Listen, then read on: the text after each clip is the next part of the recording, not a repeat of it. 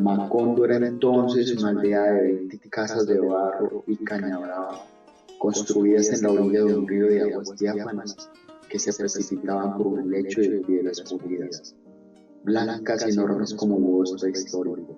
José Arcadio Buendía era el hombre más emprendedor que se vería jamás en la aldea. Había dispuesto de tal modo la posición de las casas que desde todas podía llegarse al río y abastecerse de agua con igual esfuerzo, y el trazo de las calles con tan buen sentido que ninguna casa recibía más sol que otra a la hora del calor. En pocos años, Macondo fue una aldea más ordenada y laboriosa que cualquiera de las conocidas, hasta entonces por sus 300 habitantes. Era, en verdad, una aldea feliz. Nadie entendió la alarma de visitación. Si no volvemos a dormir, mejor, decía José Arcadio Buendía de buen humor. Así nos rendirá más la vida. Pero la India les explicó que lo más temible de la enfermedad del insomnio no era la imposibilidad de dormir, pues el cuerpo no sentía cansancio alguno, sino su inexorable evolución hacia una manifestación más crítica. El olvido, el olvido. El olvido, el olvido, el olvido, el olvido, el olvido, el olvido. Quería decir que cuando el enfermo se acostumbraba a su estado de vigilia, empezaban a borrarse de su memoria los recuerdos de la infancia, luego el nombre y la noción de las cosas, y por último la identidad de las personas. José Arcadio Buendía, muerto de risa, consideró que se trataba de una de tantas dolencias inventadas por la superstición de los indígenas. Pero Úrsula, por si acaso, tomó la precaución de separar a Rebeca de los otros niños. Al cabo de varias semanas, cuando el terror de visitación parecía aplacado, José Arcadio Buendía se encontró una noche dando vueltas en la cama sin poder dormir. No se alarmaron hasta el tercer día, cuando a la hora de acostarse se sintieron sin sueño y cayeron en la cuenta de que llevaban más de 50 horas sin dormir. Los niños también están despiertos, dijo la India con su convicción fatalista. Una vez que entre en la casa, nadie escapa de la peste. Había contraído, en efecto, la enfermedad del insomnio. Úrsula, que había aprendido de su madre el valor medicinal de las plantas, preparó e hizo beber a todos un brebaje de acónito, pero no consiguieron dormir, sino que estuvieron todo el día soñando despiertos. En ese estado de alucinada lucidez, no solo veían las imágenes de sus propios sueños, sino que los unos veían las imágenes soñadas por otros. Era como si la casa se hubiera llenado de visitantes. Mientras tanto, por un descuido que José Arcadio Buendía no se perdonó jamás, los animalitos de caramelo fabricados en la casa seguían siendo vendidos en el pueblo. Niños y adultos chupaban encantados los deliciosos gallitos verdes del insomnio, los exquisitos peces rosados del insomnio y los tiernos caballitos amarillos del insomnio. De modo que el alba del lunes sorprendió despierto a todo el pueblo. Al principio nadie se alarmó, al contrario, se alegraron de no dormir, porque entonces había tanto que hacer en Macondo que el tiempo apenas alcanzaba. Trabajaron tanto que pronto no tuvieron nada más que hacer y se encontraron a las 3 de la madrugada con los brazos cruzados, contando el número de notas que tenía el valse de los relojes. Los que querían dormir, no por cansancio sino por nostalgia de los sueños, recurrieron a toda clase de métodos agotadores.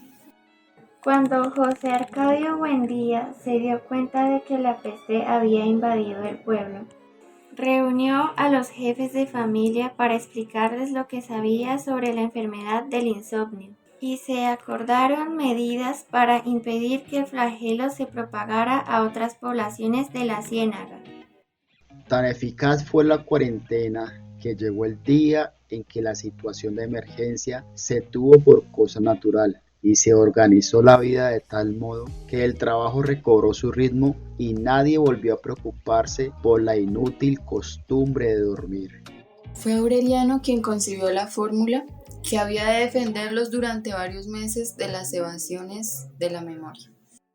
Con un hisopo entintado marcó cada cosa con su nombre: mesa, silla, reloj, puerta, pared, cama, cacerola. Fue al corral y marcó los animales y las plantas: vaca, chivo, puerco, gallina, yuca, malanga, guineo.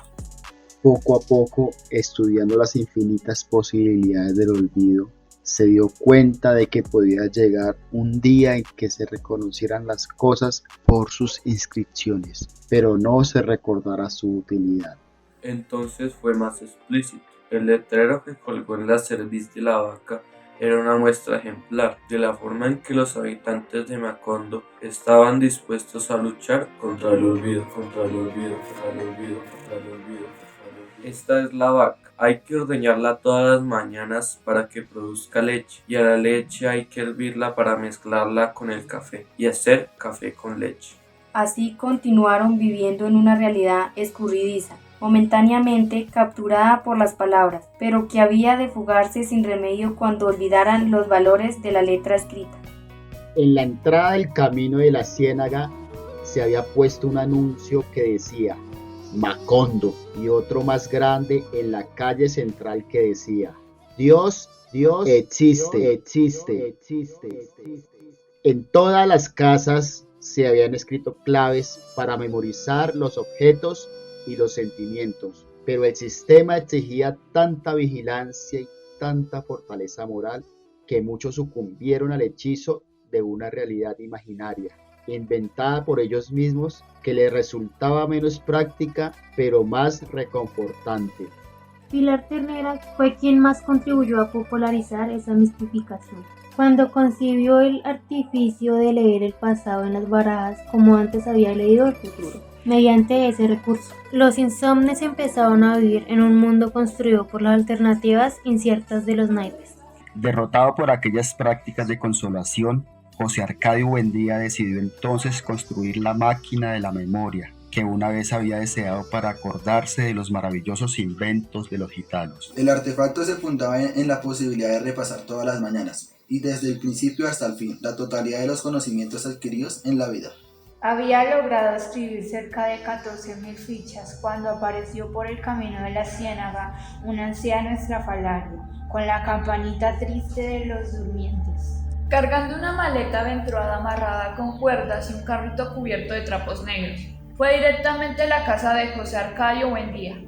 Visitación no lo conoció al abrirle la puerta y pensó que llevaba el propósito de vender algo, ignorante de que nada podía venderse en un pueblo que se hundía sin remedio en el tremedal del olvido.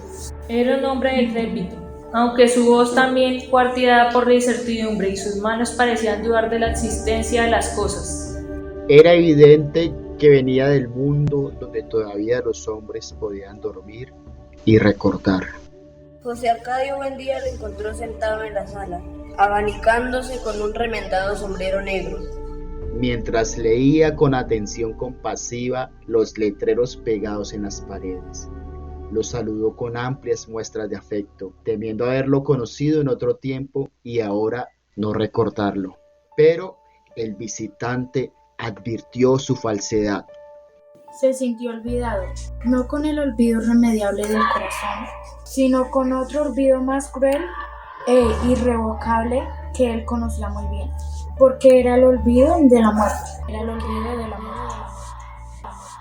Entonces comprendió, abrió la maleta atiborrada de objetos indescifrables, y de entre ellos sacó un maletín con muchos frascos. Le dio a beber a José Arcadio Buendía una sustancia de color apacible, y la luz se hizo en su memoria. Los ojos se le humedecieron de llanto, antes de verse a sí mismo en una sala absurda, donde los objetos estaban marcados, y antes de avergonzarse de las solemnes tonterías escritas en las paredes, y aún antes de reconocer al recién llegado en un deslumbrante resplandor de alegría. Era Melquiades. Sí, Melquiades, el gitano que regresó de la muerte, o tal vez del olvido, Allí supo el futuro de Macondo. Sería una ciudad luminosa, con grandes casas de vidrio, donde no quedaba ningún rastro de los Buendía, porque las estirpes condenadas a 100 años de soledad no tenían una segunda oportunidad sobre la tierra. Pero eso sería en un futuro. Mientras Macondo celebraba la reconquista de los recuerdos, José Arcadio Buendía y Melquiades le sacudieron el polvo a su vieja amistad El gitano iba dispuesto a quedarse en el pueblo. Había estado en la muerte, en efecto, pero había regresado porque no pudo soportar la soledad.